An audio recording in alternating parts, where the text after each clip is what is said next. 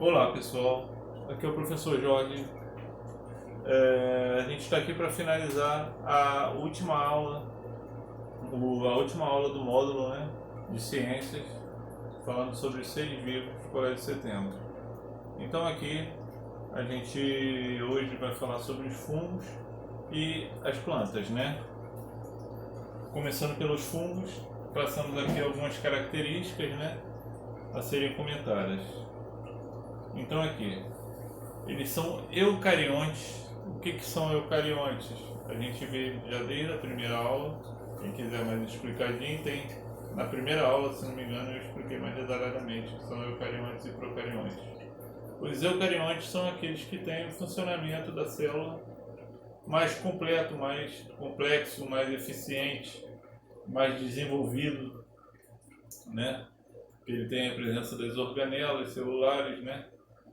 Onde trazem maior evolução à célula, vamos dizer assim, maior desenvolvimento da célula. Eles podem ser unicelulares ou pluricelulares, ou seja, tem espécies de fungos unicelulares e tem fungos pluricelulares. Unicelulares são aqueles que têm apenas uma célula e pluricelulares são aqueles que têm mais de uma célula, né? Eles podem viver em vários ambientes diferentes, como muitos seres vivos, né? Eles se adaptam a vários ambientes diferentes. Eles são heterótrofos. O que são heterótrofos? São seres que não têm capacidade de produzir espontaneamente seu alimento.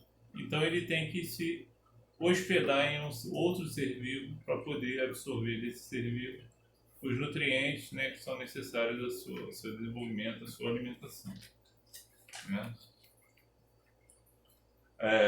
A maioria atua como decompositores. O que são decompositores? São aqueles que atuam na decomposição de matéria orgânica, né? Como, por exemplo, também são as bactérias também atuam muito nisso também.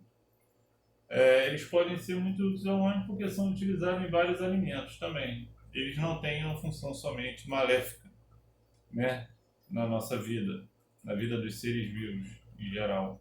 Ele também é útil para o homem em alguma outra atividade.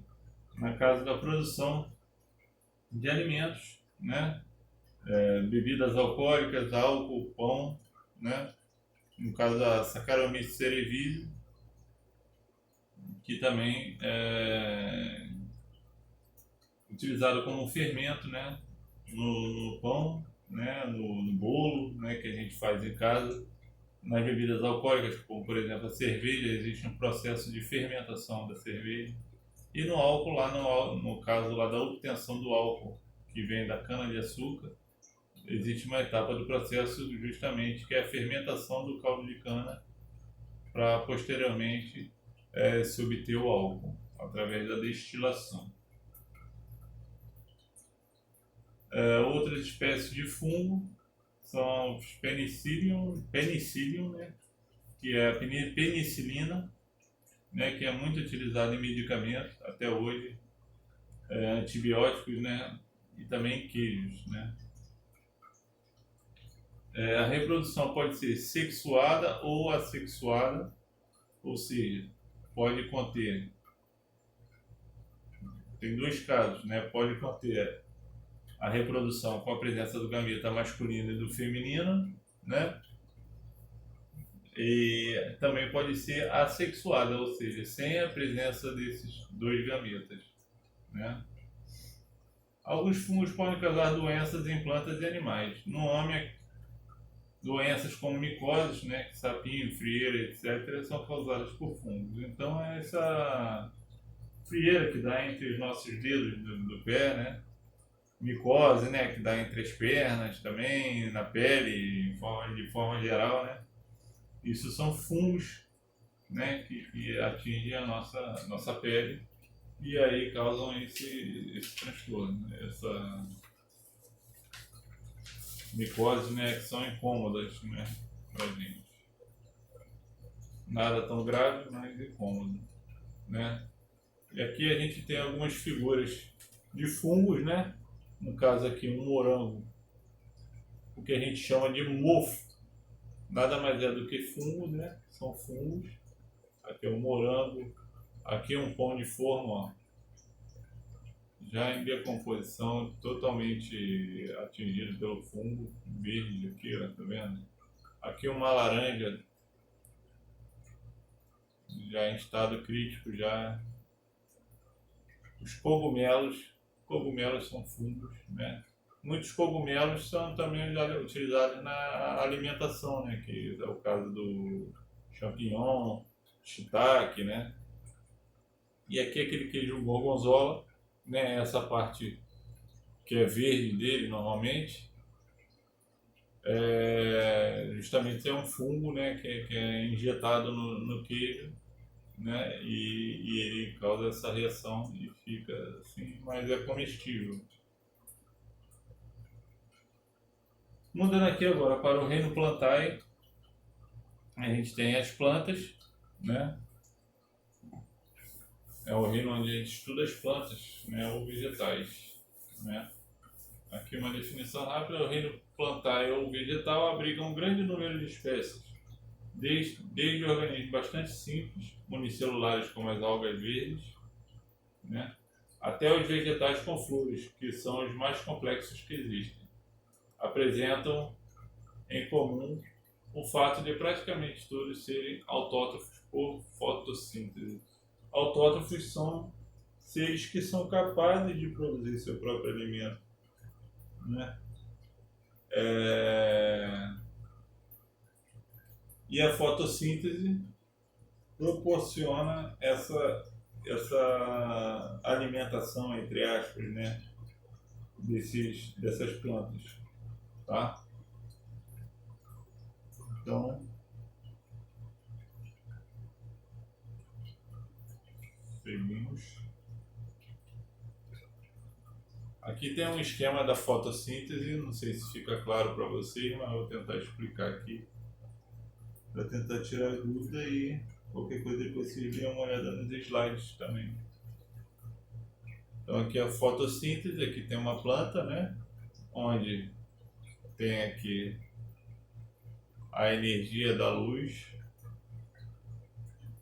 o gás carbônico saindo da planta,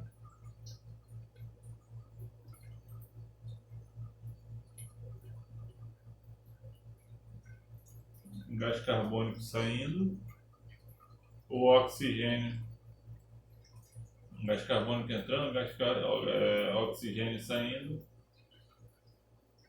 Aqui a glicose, né, que ela absorve dos nutrientes, né, do solo, né, das reações dela, e a água. E aí nós temos essa reação química aqui, que é a reação da fotossíntese. 6 moléculas. Aqui, ó.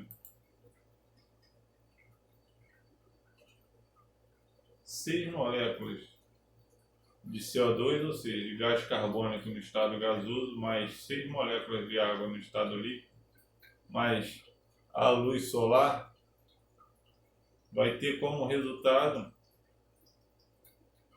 aqui, ó, a glicose no estado aquoso e o oxigênio no estado gasoso, né? Ou seja, então o gás carbônico ele é absorvido pela planta, né? Na fotossíntese ele é absorvido pela planta e ele produz oxigênio, né? Não é pela respiração, no caso nós humanos, no caso da nossa respiração, nós extraímos do oxigênio do ambiente o oxigênio. E quando nós, desde o momento que ele entrou no nosso organismo, quando ele sai, ele já não sai. Quando a gente devolve ao ambiente, a gente não devolve oxigênio mais, a gente já devolve gás carbônico. A planta, ela também respira, depois a gente vai ver, acontece a mesma coisa. Então não é através da respiração que ela produz o oxigênio para a gente, é através da fotossíntese, ok?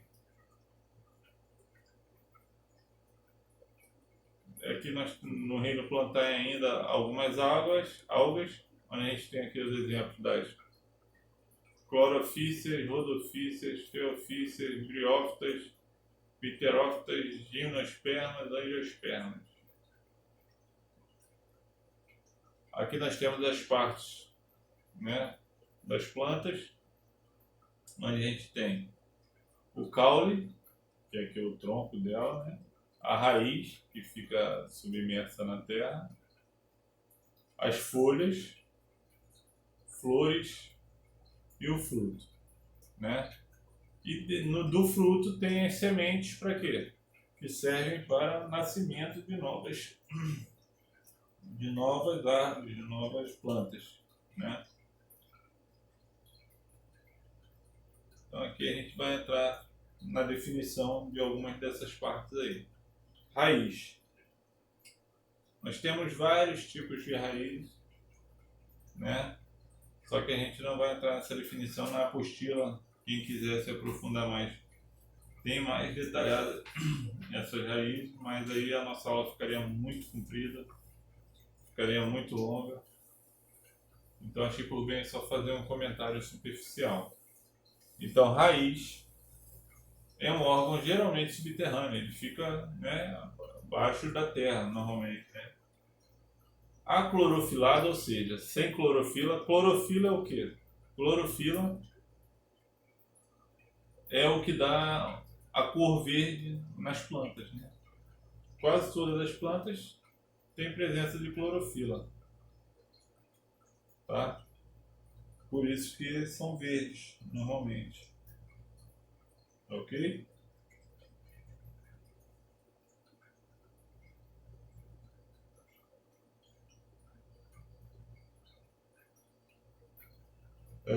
Aclorofilado, ou seja, não tem clorofila e se destina a dar fixação ao vegetal, bem como fixação ao vegetal, ou seja, por isso que a raiz normalmente, o que acontece? A raiz, ela fica submersa na terra, né? Se você reparar bem, a raiz ela se espalha por baixo da terra, né? Por quê? Para dar maior estabilidade à planta, para dar maior sustentação à planta, né? Bem como absorver do solo a água e os sais minerais. Então a raiz é importante para quê? Para a sustentação da planta e para a absorção de água e sais minerais. Da onde isso? Do solo. Em alguns casos ela realiza outras funções, como armazenar reservas nutritivas. O caule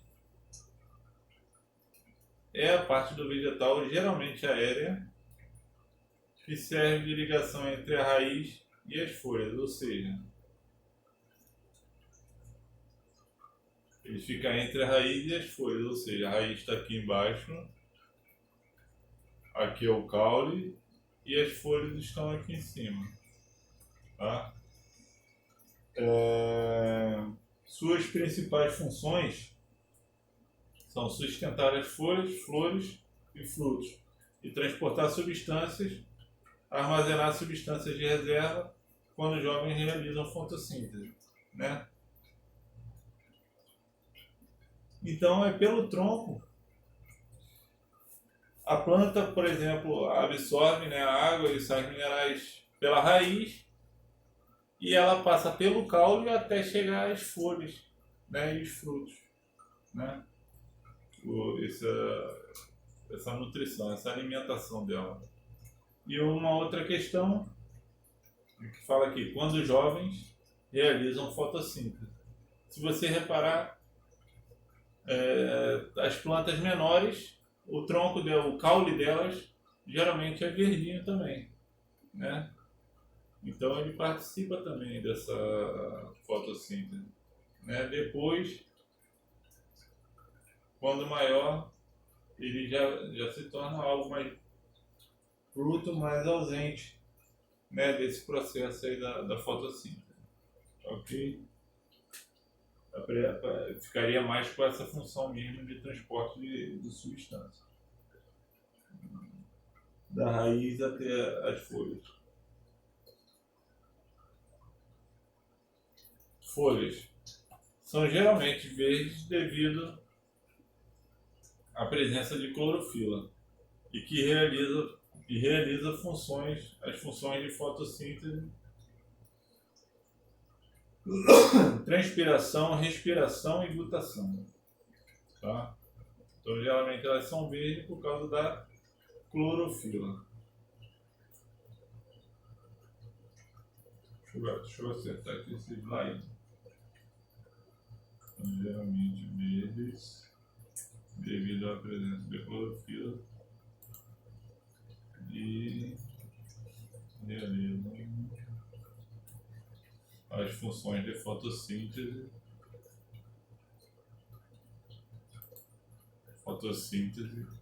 transpiração e respiração.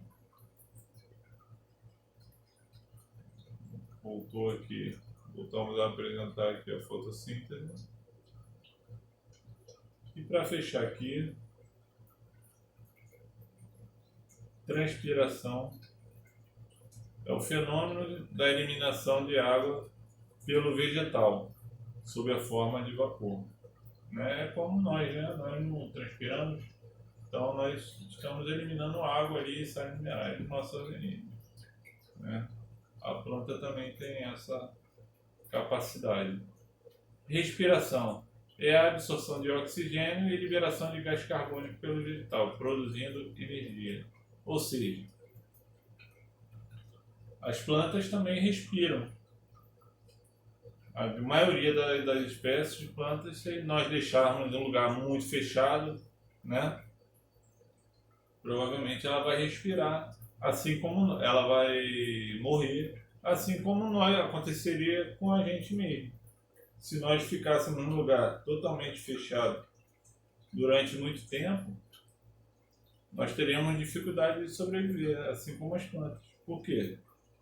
Nós estaríamos retirando o oxigênio do ambiente e jogando no ambiente o gás carbônico. E o gás carbônico é tóxico, né? Então, com o tempo, iria acabando o oxigênio do ambiente e nós teríamos nesse ambiente somente o gás carbônico. Glutação é a eliminação por parte do vegetal de água em estado líquido. Tá? Então, ou seja, a planta elimina a água também no estado de vapor, né? E no estado líquido, tá bom? Quando é no estado de vapor é a transpiração e quando não é estado líquido é a glutação.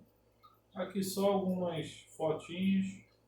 Transpiração, por exemplo, tem aqui tipo como se fossem duas experiências, né? Essa aqui principalmente é interessante. Tem um vaso aqui com uma plantinha, onde ele amarrou um saco plástico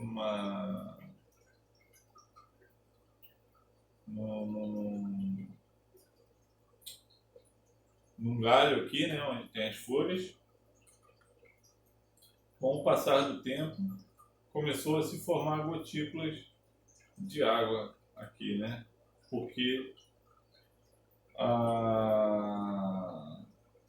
na transpiração se elimina a água no estado de vapor. Porém, esse vapor fica preso aqui dentro e ele começa a condensar. Então ele começa a formar gotículas aqui dentro. Okay? Aqui eles colocaram no recipiente, seria uma experiência parecida, onde eles colocariam no recipiente fechado a planta. A respiração é a mesma coisa que acontece com a gente, né? Ou seja, aqui está certinho indicando que o oxigênio está entrando na folha e o gás carbônico, que é o CO2 aqui, ó, que é o CO2, está saindo, da folha, ou seja, ela está absorvendo o oxigênio,